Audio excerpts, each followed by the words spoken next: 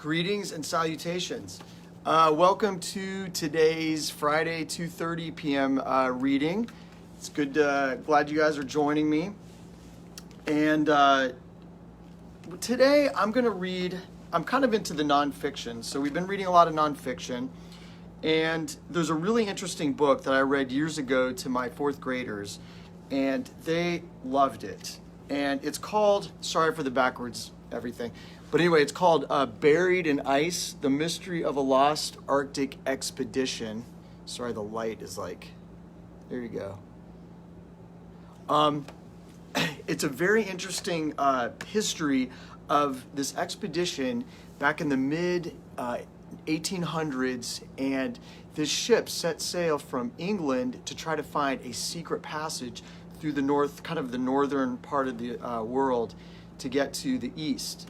And they met a lot of ice because it's far north, and this is the story of what happened. And there's some amazing photographs that I think you'll really enjoy. Let's see, and just a real quick reminder, if you're not able to watch this live, then you can see it on my Sean Forschler Realtor Facebook, and then I will be uploading it to my YouTube channel, and you can just Google Sean Forschler Realtor on YouTube, and you will be able to find it under my Children's Weekly Reading Corner. So anyway, I think that's it. And as you guys can tell, I am back in my studio from Idaho. So anyway, good to be back. So I'm going to go ahead and start. Yeah, let's go ahead and start. It was a quest that lured men to their graves. For centuries, explorers had dreamed of finding a ship route to the riches of Asia across the... Hold on one second, let me make sure I have the volume up. All right. Sorry, let me start again. I just wanted to check the volume. All right. It was a quest that lured men to their graves. For centuries, explorers had dreamed of finding a ship route to the riches of Asia across the ice-choked seas above North America. Again and again, ships would sail for the Arctic, only to be trapped for long, dark months in a world of soaring ice mountains and eerie lights. In the spring of 1845, it seemed as if nothing could stop Sir John Franklin's lavishly equipped expedition from finding the Northwest Passage. And that's what they called it, the Northwest Passage. Crowds cheered and waved as the two ships sailed from England, but not one of Franklin's men would ever return home alive. Clues to the mysterious disappearance of Sir John Franklin and his men had been slowly pieced together over the years. Now, anthropologist Owen Beatty thinks he knows why things went so terribly wrong on that doomed expedition. But he needs evidence to prove his theory. Beneath the permafrost of Beechy Island lie the bodies of 3 of Franklin's sailors. Can they help him solve the mystery of why 2 ships and 129 men vanished into the icy blackness at the top of the world?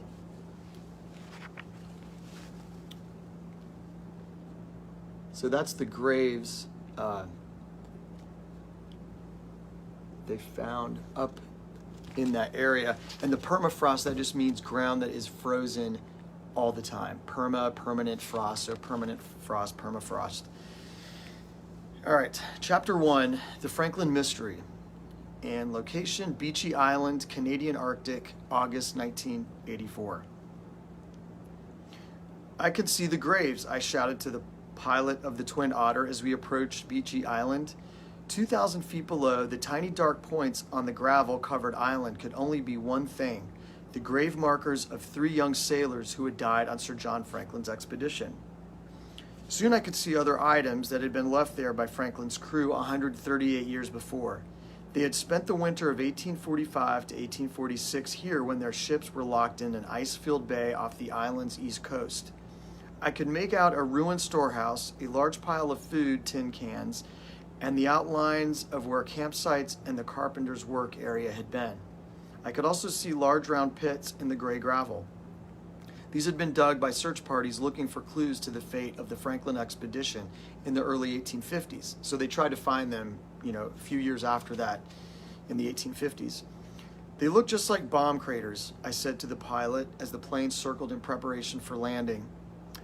The pilot put the plane down on a beach ridge right next to the graves. We lurched and rocked over the uneven ground, stopping not far from the little graveyard. The pilot shut down the left engine. The noise of the still running right engine was a reminder that we had to hurry to unload our supplies. Quickly unstrapping our seatbelts, we moved in a single file to the back of the plane. The door flew open and the 5 of us jumped to the ground and began unloading the ton of equipment that would support us for the next 3 weeks. So this is happening actually back in the 1980s. So this crew has gone to the Arctic to find out what's happened. So this isn't happening right now at the beginning of 1845. Was August 1984 when this group of people tried to find out what happened to that expedition back in 1845. When the last crate had been unloaded, the pilot started the left engine and prepared for takeoff. We moved up the beach to a safe distance and watched the plane accelerate, then bump into the air with a loud roar. I walked over to the graves that I had flown so far to see and bent down to decipher the inscription traced on the weathered surface of the first headstone. Sacred to the memory of John Torrington, who departed this life 1st AD 1846 on board of HM ship Terror, aged 20 years. So he died at 20 years old on this ship called the Terror. In the distance, I could hear the sound of the engines of the departing Twin Otter quietly fade into the distance. Farther along the beach, the 4 other members of our research team were setting up camp surrounded by a mountain of boxes, tents, excavation equipment, and supplies. It was very quiet.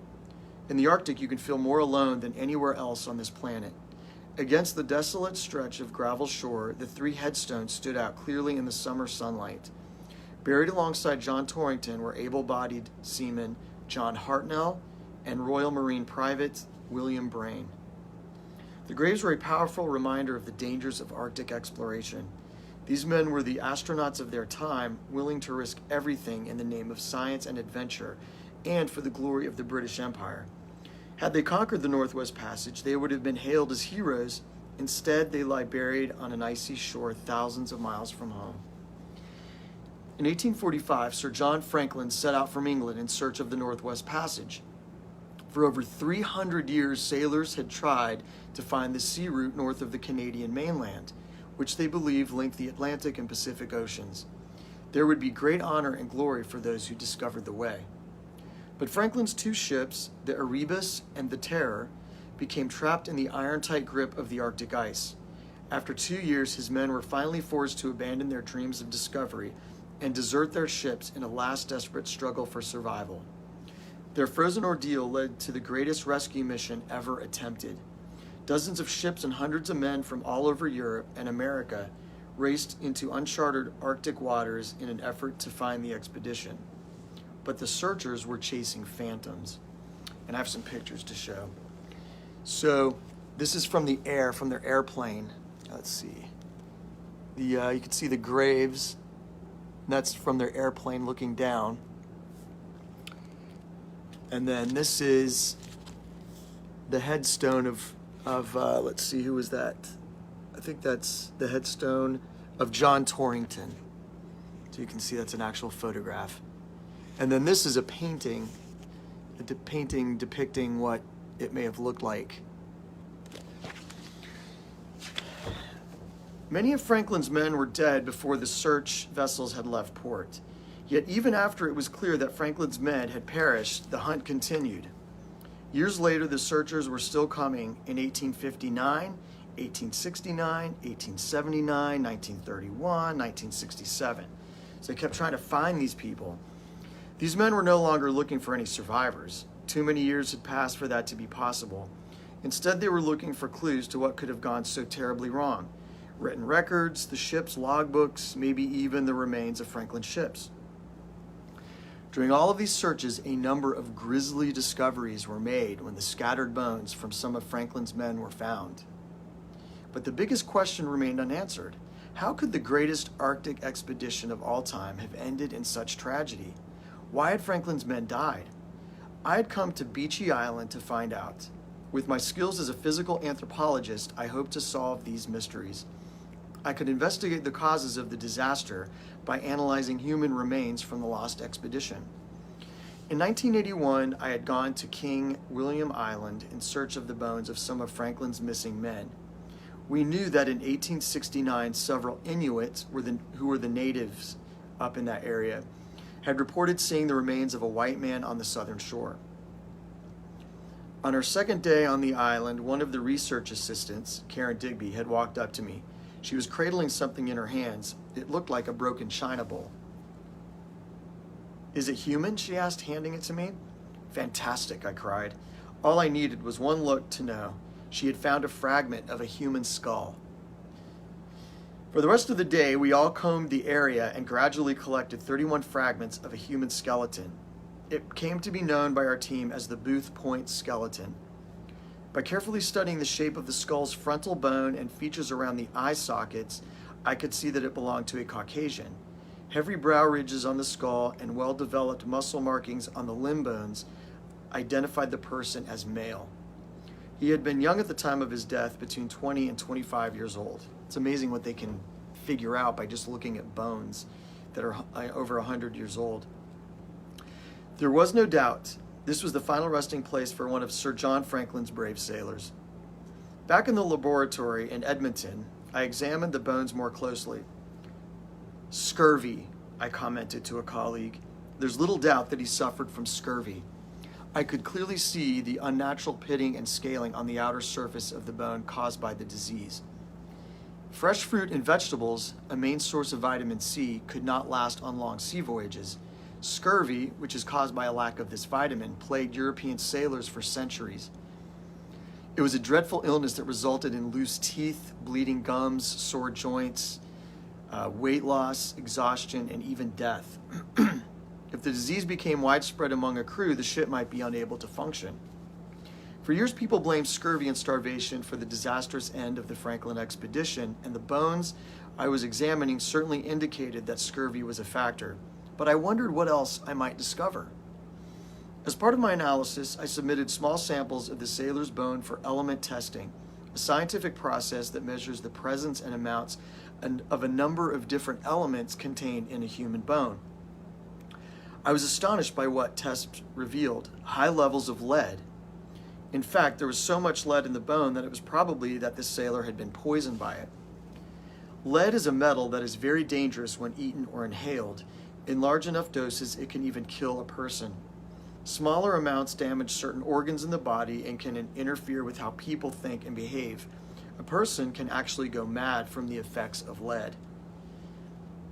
Had the sailor taken in the lead during the voyage or before? Had other members of the expedition also suffered from deadly amounts of this metal? To answer these questions, I needed more than just skeletal remains, since bone analysis alone couldn't tell me how recently a person had been exposed to lead. What I needed to examine was soft tissue like skin, muscle, hair, and organs from members of Franklin's doomed crew.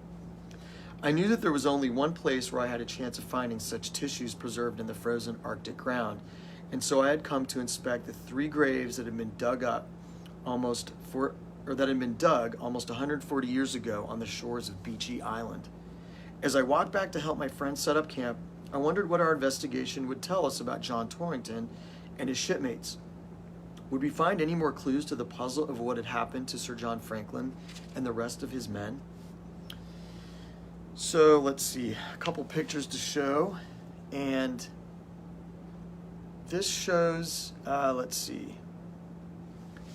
shows kind of what they were, their route. Well, let's see, it says, Franklin's crews made remarkable advances in 1845. In 1846, they sailed south to King William Island. After 19 months, they began their trek south. And you can see the red line shows where their ships went and where they were going. And then here is a pile of bones that they discovered.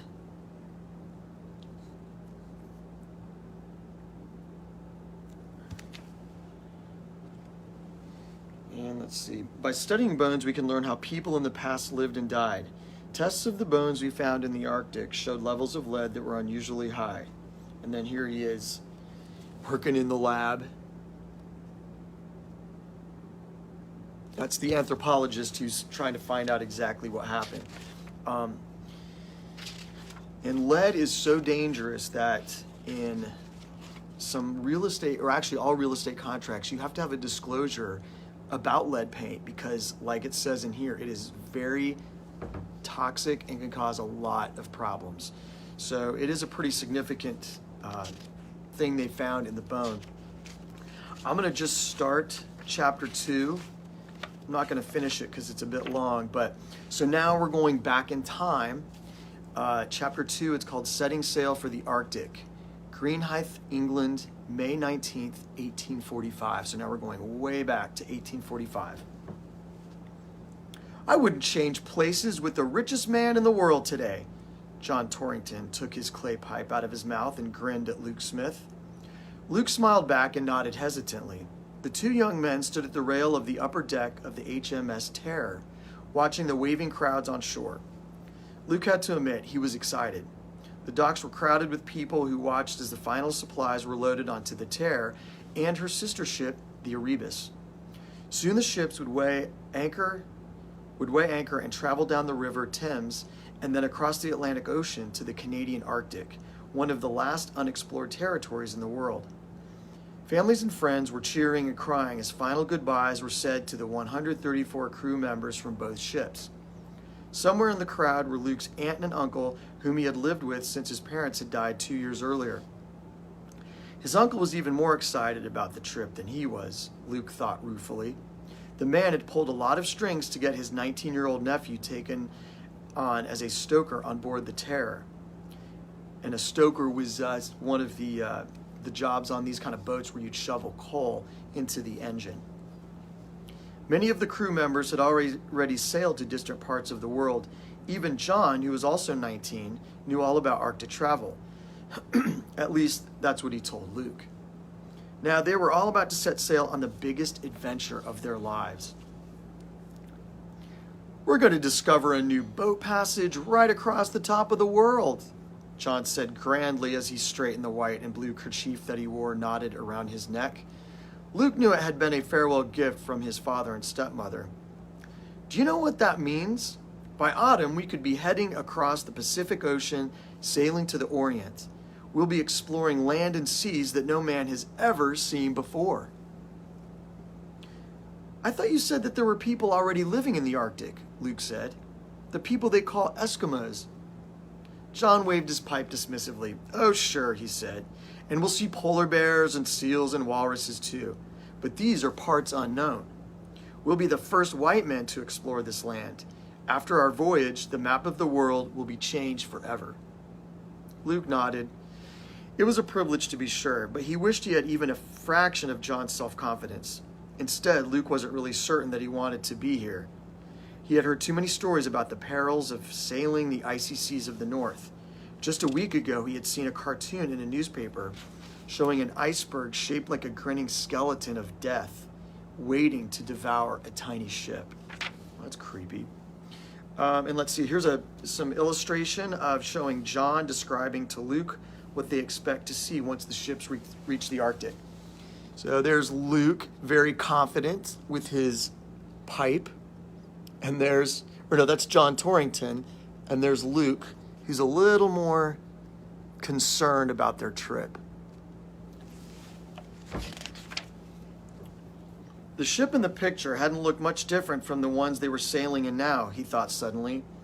Both the Erebus and the Terror looked just like stubby little black and yellow washtubs rigged with sails. Do you think the ships are up to it? He asked John. Give me one of these sturdy vessels over those fancy new American clipper ships any day, John snorted. These are old Navy warships. Why, they haven't even hammered sheets of iron onto the bows of these old ladies. They'll plow through that Arctic ice like a knife through butter. You just wait and see. Luke laughed. He hadn't known John for long, but already he realized his new friend had a tendency to exaggerate. Still, he was glad they would be working together. At least things wouldn't be dull. John had been appointed chief stoker in charge of the Terror's steam engine and boiler. Luke was one of the stokers who would be working with him. The two of them, along with a third stoker, William Johnson, wouldn't have much to do until the ships were in Arctic waters. 2 tugboats would pull the ships out of the Thames and up the east coast of England and Scotland, and then the winds would fill their sails and carry them across the Atlantic, just as they had carried thousands of voyagers since Christopher Columbus's time. John ran his hand over Terror's wooden rail, which had been freshly painted. "This ship has proven her worth in the Arctic before," he said. She's been tossed 40 feet up the side of a huge iceberg and lived to tell the tale. Besides, both ships have been outfitted with the very latest equipment. We even have hot water heaters running under the deck. Did you know that? Luke nodded. His uncle had already described the well-equipped vessel down to the smallest detail. We'll be living as well as Queen Victoria herself, John went on, ignoring Luke's nod. Fancy silverware and fine china and mahogany writing desks for the officers. We're taking a little piece of England to the other side of the world. I even hear there's an organ on board and a library filled with over 1,000 books. Luke shrugged. Doesn't matter to me, he said quietly. I can't read. John clapped him on the back and laughed. Well, you'll have plenty of time to learn. They give you lessons on board, but I can teach you myself. It'll probably be much faster. Here, let me show you something. John quickly turned around him and then pulled a small notebook out of his shirt. I'm going to keep a record of everything that happens on this trip, and when we get back to England, I'll be able to sell my account to a newspaper, he whispered. He nudged Luke and grinned, and his straight white teeth gleamed with mischief. Luke looked at John doubtfully. He knew that keeping a secret journal was against regulations. The sailors had been ordered to give all notes and journals to the captain after the voyage. A burst of shouting and applause erupted from the dock, and both men straightened as they watched Sir John Franklin stride toward the ships. Sir John was accompanied by his officers, his wife, Lady Jane Franklin, and his daughter, Eleanor. This was Luke's first glimpse of their commander, and he couldn't help but being disappointed. Sir John was a beefy, jowly man with a thick neck, and he looked vaguely pale and nervous now, dwarfed by the crush of his family and officers. Isn't he a little too old to be making such a hard voyage? Luke asked John. My aunt said a 60-year-old man shouldn't. 59, mate, John interrupted briskly. Sir John is only 59, and you couldn't have a better man at the helm. He has fought Napoleon and been shipwrecked in the South Pacific and sailed all over the world, and he's already been to the Arctic 3 times. The second time he was there for 3 years, and he only missed starving to death by eating his own boots. And I think that is where we're going to stop today. But a couple illustrations before we go. So a little more about the Northwest Passage. So in 1845, ship voyages to the Pacific were long and dangerous. European ships sailed from around Africa to ports such as Madras and Calcutta in India and China. American and European ships traveled around the tip of South America to San Francisco, and some of the vessels went on from there to China. The British dreamed of finding a shortcut across the icy seas of North Canada, and hundreds of men died trying to find this Northwest Passage. It was not until 1914, when the Panama Canal was cut through Central America, that the first real shortcut to Asia was made possible. So this is what they all had to do in the past. So if you see, in Europe, they had to sail all the way down the bottom of Africa, and then if you're in America, you had to sail all the way down past Central or South America and over. Look how far that is. So what they're trying to find is a route that goes right across the top, much quicker. But that's part of the Arctic. It's frozen most of the year, and we all know what happens to them. So anyway, next week I will pick up where we left off, and I hope everybody has a great weekend.